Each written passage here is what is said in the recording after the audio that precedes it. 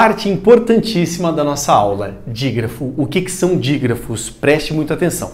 Uma parte que vai te ajudar muito, né, aqui em fonética e fonologia é que os termos são muito dedutivos. Então o que a gente vai ver? Tá? O que é importante? Dígrafo, hiato, ditongo. Acho que assim, caramba, fonologia. A palavra é autodedutiva, é autoexplicativa. Fono, som, logia, estudo, beleza. A gente está falando agora sobre dígrafo. Concentra aqui. Grafografia é escrita. Di quer dizer o quê? O que é uma dissílaba? 2 sílabas. Di quer dizer 2. Dígrafo seria o quê? 2 letras. 2 escritas. Agora, o que é o dígrafo que você está vendo no seu material? 2 letras para um som. Esse é um fenômeno muito comum na língua portuguesa, que é quando 2 letras produzem um som. Olha aqui, presta atenção. Existem 2 categorias de dígrafos, o dígrafo consonantal e o dígrafo vocálico. Dígrafo consonantal, 2 letras e um som, e são 2 letras para um som de consoante. Dígrafo vocálico, 2 letras para um som de vogal. Olha aqui para mim, vamos juntos, olha cá. Dígrafo consonantal, 2 letras para um som de consoante. Quem são dígrafos consonantais? CH.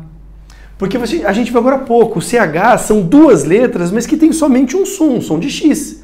Chuveiro, som de X. Folhar. A gente viu que o H na língua portuguesa ele tem escrita, mas não tem som.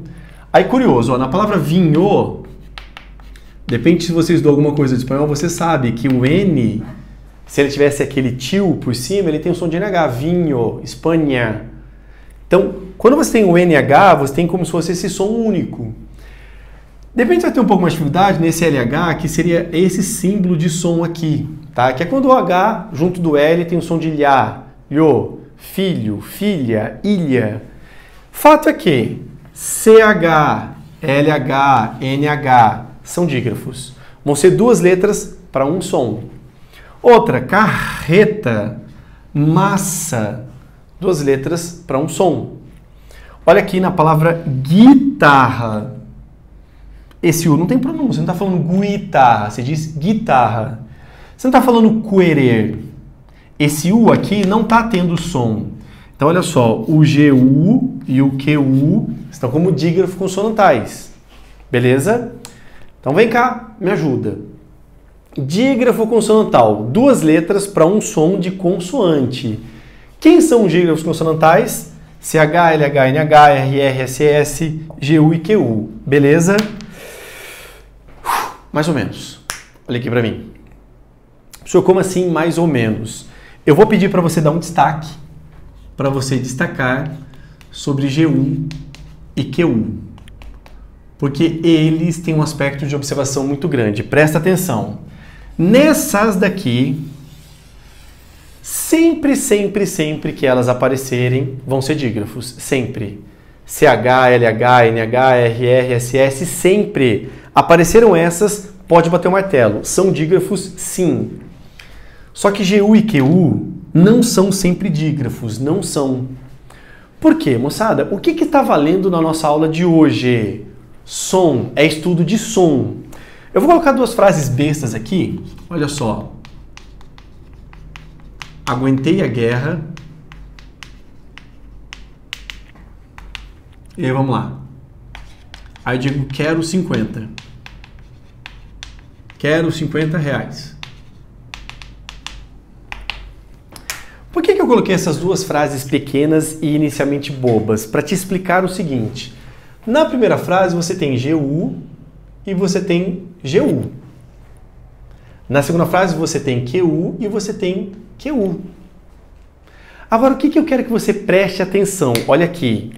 Se este U não for pronunciado, aí ele é dígrafo.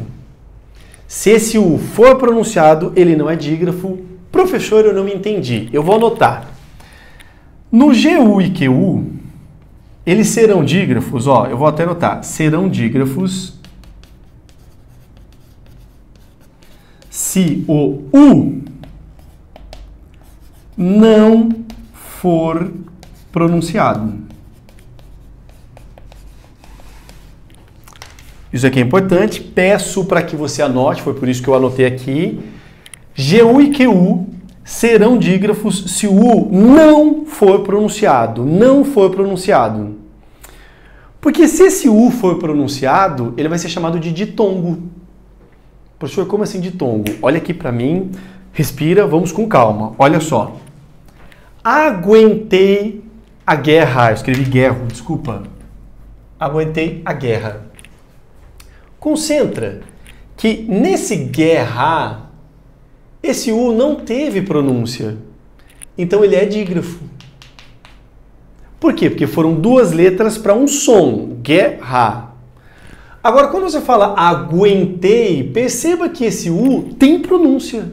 Aguentei. Se esse U tem pronúncia, ele não é um dígrafo, porque dígrafos são duas letras para um som.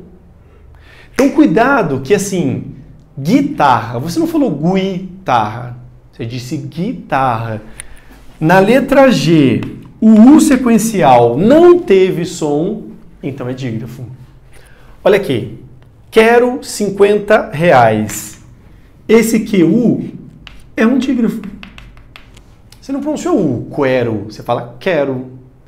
Agora você não falou R$50, você pronunciou esse U, R$50.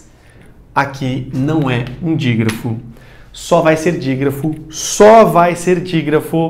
se esse U não for pronunciado. Beleza? Se esse U for pronunciado, ele vai ser o que a gente chama de ditongo ou tritongo, que eu vou explicar daqui a pouco. Tá bom? Bem, beleza, professor. Vamos retomar aqui com calma para eu não me perder. Dígrafo, duas letras para um som. Dígrafo consonantal é quando essas duas letras têm um som de consoante. Para essas daqui você pode dizer sempre CH, SS, NH, R, sempre são dígrafos.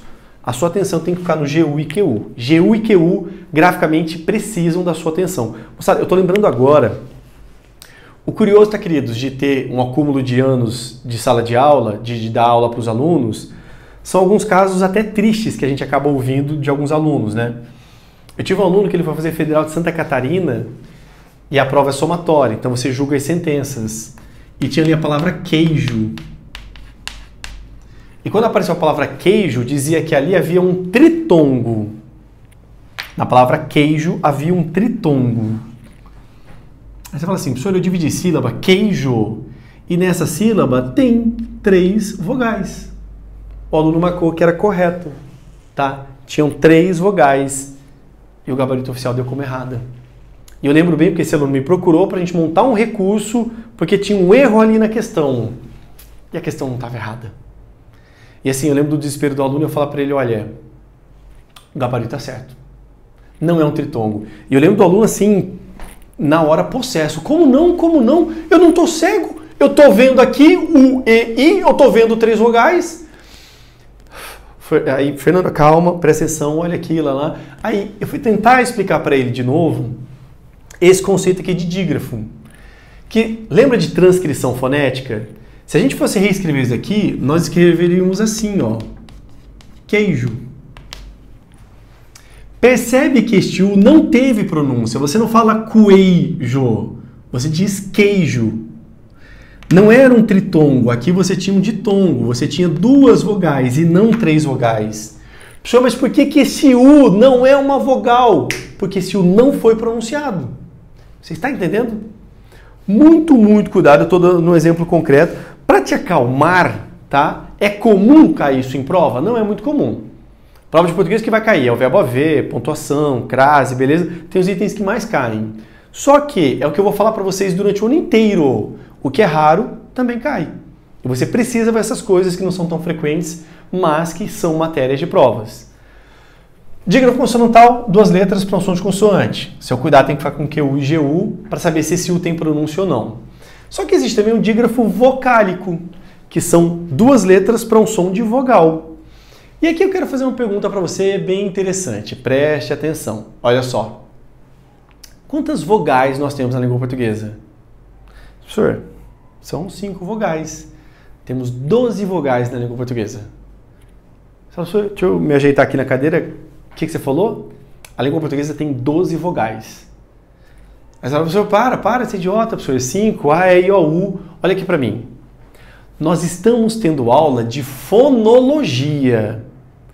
Foneticamente falando, ou seja, levando em consideração fonética, som. Nós temos quantas vogais? Pensa comigo. A, E ou E? E, A, E, I, O, U, A, E, I. E ou E? Curioso, existem as duas formas. A forma fechada, e a forma aberta, E. Interessante. A, E, I, O ou O, fechado ou aberto, U. A, E, I, O, U. Eita, professor, são 7 vogais? Não, são 12 vogais. Professor, como assim? Você tem essas daqui que eu falei para você. Agora olha aqui para mim. Todas as vogais na língua portuguesa aceitam a pronúncia nasalizada. Você pronuncia essa vogal trancando as fossas nasais. E aí você tem in, on. Ou seja, foneticamente falando, existem 12 vogais possíveis na língua portuguesa. Existem 12 pronúncias sonoras de vogais na língua portuguesa. Então falando, beleza. E o que é então o tal do dígrafo vocálico? Presta atenção. 2 letras para um som de vogal. Agora, essa vogal necessariamente é uma vogal nasalizada. É uma vogal necessariamente nasalizada. Produção, eu estou extrapolando o quadro ou o quadro está de boa? Produção? O quadro está de boa? Tá de boa, aparecendo para vocês então aí. Vamos lá, continuando. 2 letras para um som de vogal. Só que necessariamente esse som de vogal vai ser um som de vogal nasalizada. In, on. E concentra bastante. Quando é que a gente vai ter essa vogal nasalizada? Presta atenção, vou apagar aqui no começo agora para você me ajudar a entender. Preste atenção. Olha só. Deixa eu tirar aqui esse pozão. Concentra no seguinte. Olha só. Quando que você vai ter som nasalizado? Sempre que M... anote, por favor. Sempre que M ou N estiver no fim de sílaba. Anote, por favor. O dígrafo vocálico e esse ditongo e esse som nasal necessariamente, quando que ele obrigatoriamente vai acontecer? Quando M ou N estiver no final de sílaba. Porque eu vou te dar vários exemplos e eu vou repetir o que eu vou falar agora para você. Sempre que... Concentra, olha para mim, para de escrever um pouquinho, você já vai anotar aqui, olha para mim. Sempre que M ou N estiver no final de sílaba, ele não vai produzir um som próprio. Ele vai só tornar a vogal anterior nasal. Se eu não entendi. Sempre que M ou N estiver no final de sílaba, ele não vai ter um som próprio de M ou de N. A única função dele é deixar a vogal anterior nasal. Se eu não entendi, vem para cá que você vai entender agora. Olha para cá. Tampa. Tampa tem 2 sílabas. Vamos aqui, ó. Tampa. Perceba que o M está no final da sílaba. O M está no final da sílaba. Esse M não tem um som próprio. Ele está simplesmente tornando essa vogal anterior com som nasal. É como se você fizesse daqui, ó. Tampa. E olha só que legal. Lembra o que é fonema? É que é cada unidade mínima de som que faz distinção. Uma coisa é a palavra tampa. Se você não nasaliza, que som que fica? Tapa. Uma coisa é tapa, outra coisa é tampa. Tapa, tampa. De novo, uma coisa eu falar pra você, cara, eu quero te dar uma tampa. Cara, eu quero te dar um tapa. É diferente. E essa única diferença é porque tapa é um A oral, normal. Agora, tampa é um som nasal. E você não nasalizou esse tam utilizando o til. Você nasalizou porque o M está no final da sílaba. E M no final de sílaba vai fazer com que essas duas letras tenham um som de vogal nasal. Vou te dar vários exemplos agora. Pente. Na palavra pente, o N está no final de sílaba. Então esse N não tem um som próprio, ele só está nasalizando a vogal anterior. Só isso. Eita, professor, sério. Tanto que se você... Seria basicamente isso daqui, né? Pente. Se você não nasaliza esse E, tem a palavra pet. Pet, outra coisa. Olha que legal aqui, ó. Limpo. Tá? Isso não existe na língua portuguesa, mas é basicamente isso daqui, ó. Limpo. Porque esse M no final de sílaba não tem um som próprio. Esse M só está nasalizando a vogal anterior, que é o I. Tanto que se você não nasalizar esse I, fica a palavra lipo. Uma coisa é lipo, outra coisa é limpo. Você está percebendo essa distinção de som? Sempre que M ou N estiver no fim de sílaba, ele só nasaliza a vogal anterior. Olha só, sombra. Se você não nasalizar esse M, esse som de O, você tem a palavra sobra. Uma coisa é sobra, outra coisa é sombra. Esse M não teve uma pronúncia própria, ele só nasalizou a vogal anterior. Tecnicamente, aqui você tem a palavra algum. E curioso, se você não nasaliza esse termo aqui, você tem a palavra algo. Uma coisa é algo, outra coisa é algum.